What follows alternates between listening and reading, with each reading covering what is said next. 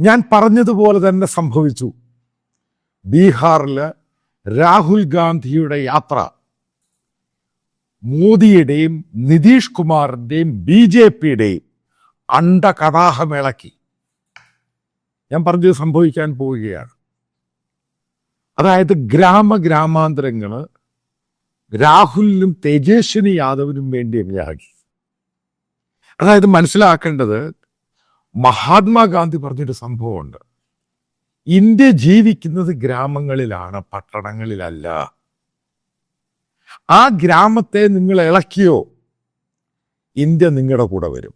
അതായത് ഗ്രാമങ്ങൾ ചിന്തിക്കുന്ന പോലെ ആയിരിക്കും ഇന്ത്യയിലെ ചിന്ത എന്ന് പറയുന്നത്. അല്ല, പട്ടണങ്ങൾ ചിന്തിക്കുന്ന, ഒരു സമയത്ത് BJPയുടെ ഏറ്റവും വലിയ വേരെന്ന് പറഞ്ഞ പട്ടണങ്ങളായിരുന്നു. BJP അറിയപ്പെടുന്നത് സിറ്റി പാർട്ടിയാണ്. സിറ്റി പൊളിറ്റിക്സിൽ കൂടാണ് BJP കയറി വരുന്നത്. പിന്നീട് അത് ഗ്രാമത്തിലോട്ട് പോയി, അക്സെപ്റ്റഡായി.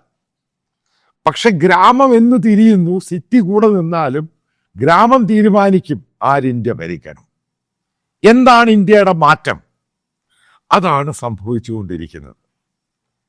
അതായത് ഞാൻ നേരത്തെ പറഞ്ഞു, ഇലക്ഷനുമായി ബന്ധപ്പെട്ട്, അതായത് വോട്ട് ചോരി, വോട്ടടിച്ച് മാറ്റുന്ന പ്രശ്നമായിട്ട് ഡിലീഷൻ 65 ലക്ഷത്തോളം ബീഹാറി വോട്ടർമാരുടെ പേര് മാറ്റുന്നു.